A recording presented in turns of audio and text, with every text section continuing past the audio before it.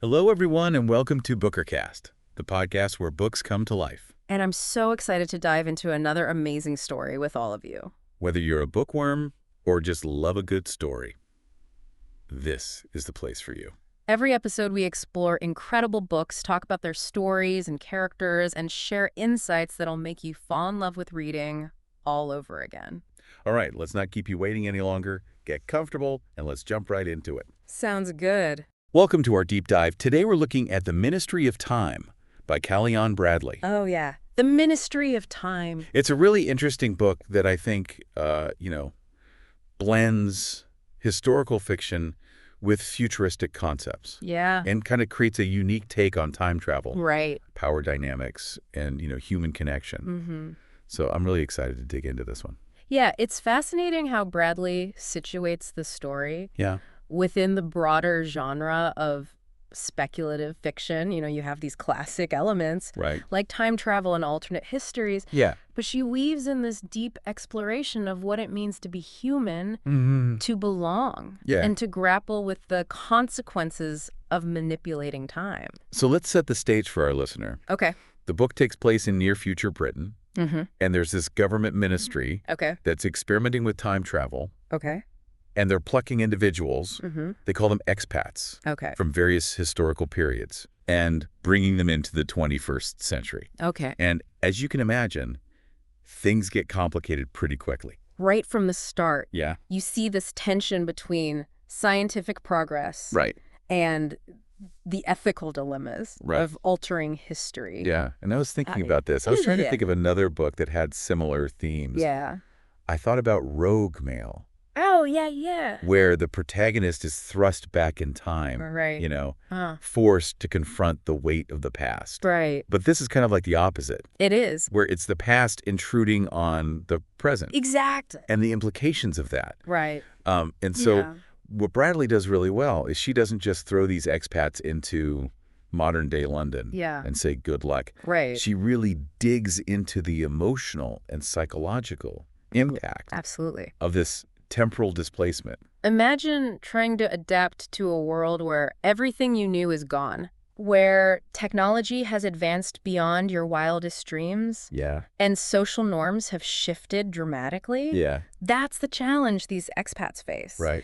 And it's through their struggles that Bradley explores themes of cultural shock and the search for identity Right. in a rapidly changing world. So at the heart of the story Okay. is our unnamed narrator, Yeah. who's only referred to as the Bridge, The bridge. Okay. and her increasingly complex relationship Mm-hmm. with Commander Graham Gore. Okay.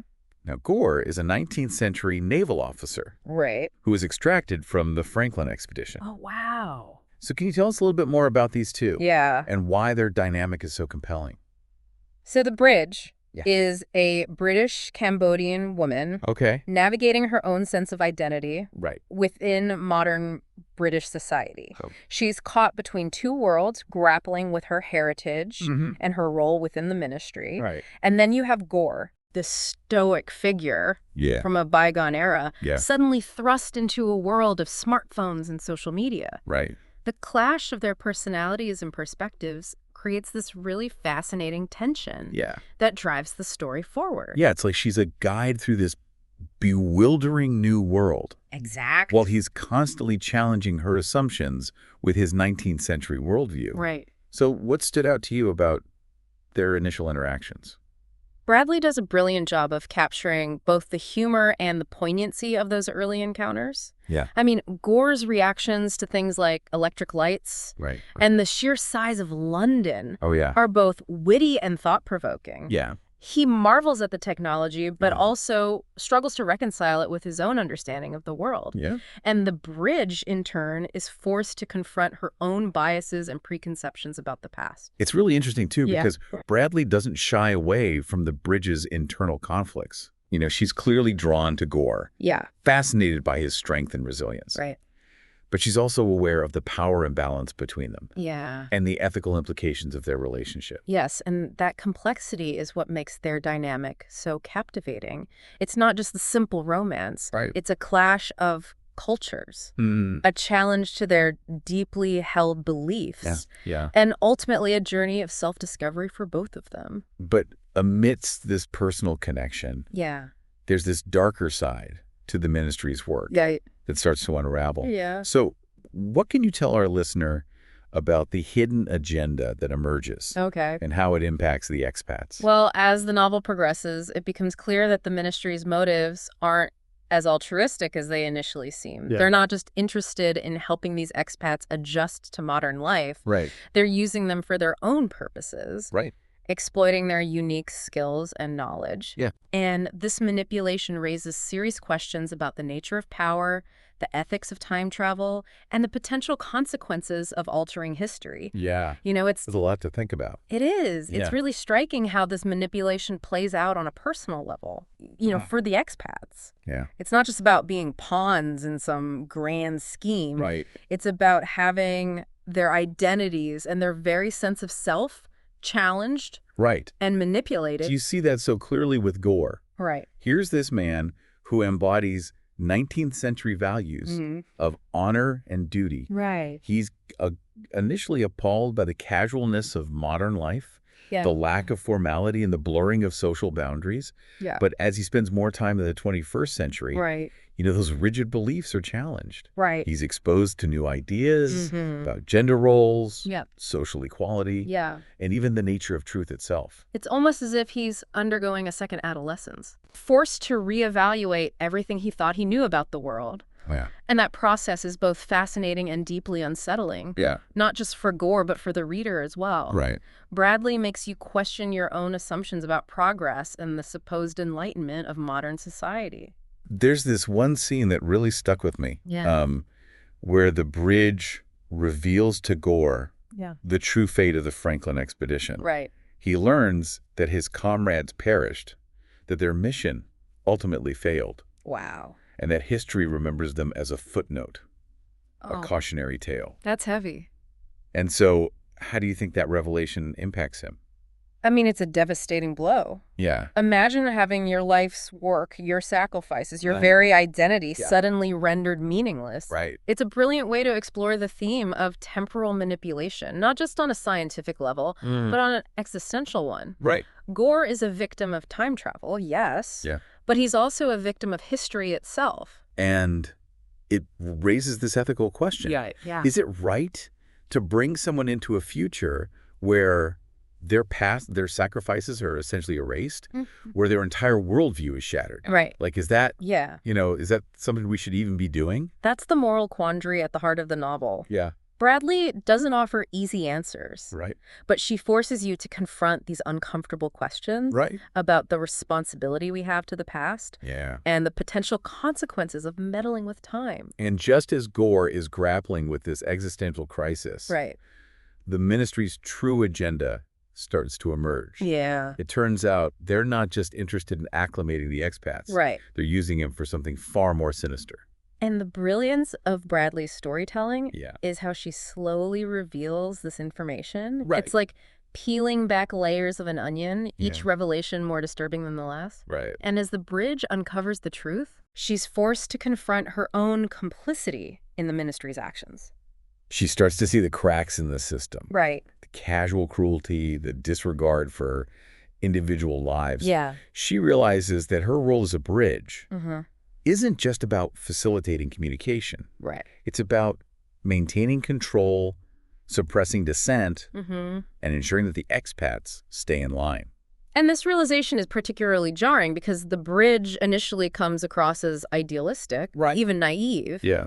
But as the novel progresses, Yeah. we see her moral compass shift. Right. She starts to question her loyalty to the ministry, Yeah. her role in this grand experiment, and ultimately her own sense of right and wrong. She's like a microcosm of the larger themes of societal control Absolutely. and the abuse of power that Bradley explores. Right. Even in a supposedly enlightened society like 21st century Britain, Mm-hmm. there are systems in place that exploit the vulnerable and silence those who dare to question the status quo. Absolutely. And Bradley doesn't let the reader off the hook either. Right. She challenges us to confront our own biases, Yeah. our own tendency to look away from uncomfortable truths. Right. and our own complicity in systems that perpetuate injustice. She does that so effectively through the character of Margaret Kemble.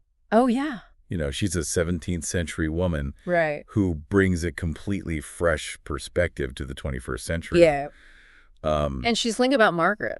Margaret is sharp-tongued observant Yeah. and utterly unafraid to call out the hypocrisy she sees around her. Yeah. She's a foil to both the Bridge and Gore, Mm, challenging their assumptions right. and highlighting the absurdities of modern life. Right. But she's also a source of wisdom and humor, Yeah. reminding us that even in the darkest of times, Right. human beings are capable of finding joy, connection, Right. and beauty. Their friendship is a real bright spot It is. in an increasingly bleak narrative. Yeah. And it's through Margaret's eyes that the Bridge starts to see the full extent of the ministry's deception. Right. It's like Margaret's presence forces the Bridge to confront her own blind spots, Right. her own willingness to ignore the ethical implications of her actions. Yeah. It's like Margaret is holding up a mirror reflecting the ugliness that the Bridge has been trained to suppress. Yeah.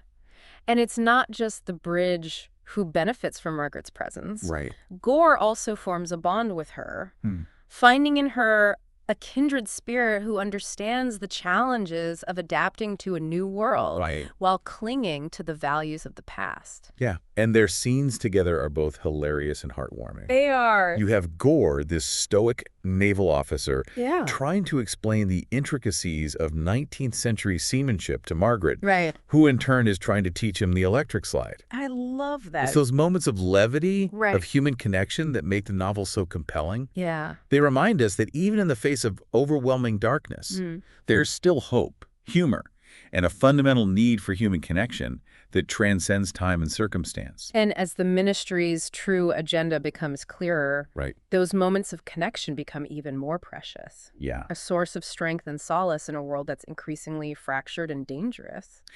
But as we know, Yeah. things take a dark turn. Right. The ministry's control tightens, the stakes are raised, and the expats find themselves caught in a web of manipulation and betrayal. Right. So where do we go from here? What Yeah. can our listener expect as we head into the final part of this deep dive? Well, let's just say that the revelations don't stop there. Ooh. Oh, Bradley masterfully weaves in elements of suspense and intrigue, okay. leading to a climax that is both thrilling and emotionally devastating. Wow.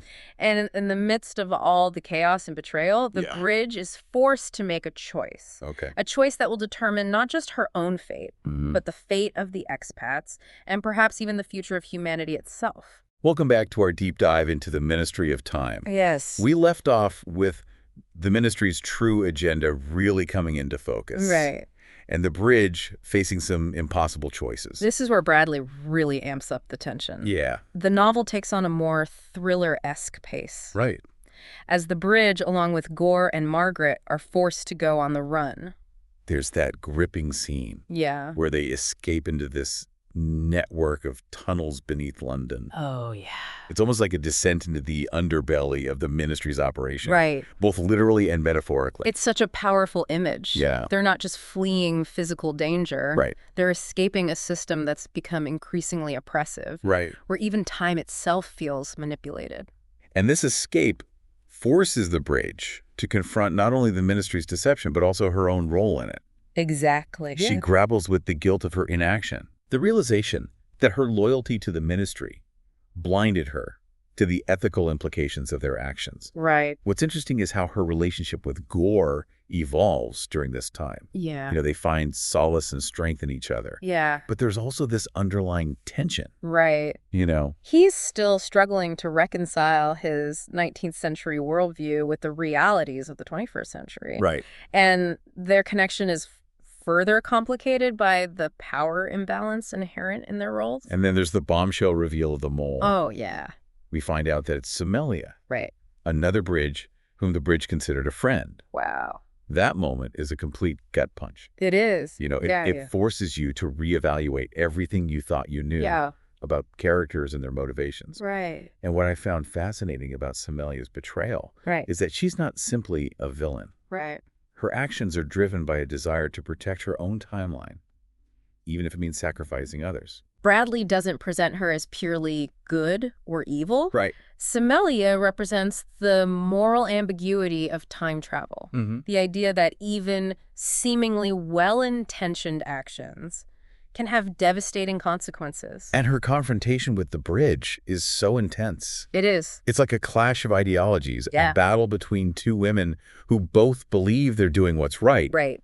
even though their paths have diverged. It speaks to the complex nature of truth. Yeah. And the idea that there can be multiple valid perspectives, even when those perspectives lead to conflict. No, we can't talk about this book without discussing the ending. Right. It's left open to interpretation, which I think is fitting given the complexity of the themes. Bradley doesn't tie everything up in a neat bow. Right. She leaves us with a sense of both hope and uncertainty, Yeah. prompting us to reflect on the lingering questions about the nature of time, Right. power, and human connection. The bridge is free from the ministry, but she's also deeply scarred by her experiences. Yeah. She's lost friends, betrayed trust, and confronted the darkest aspects of human nature. Right.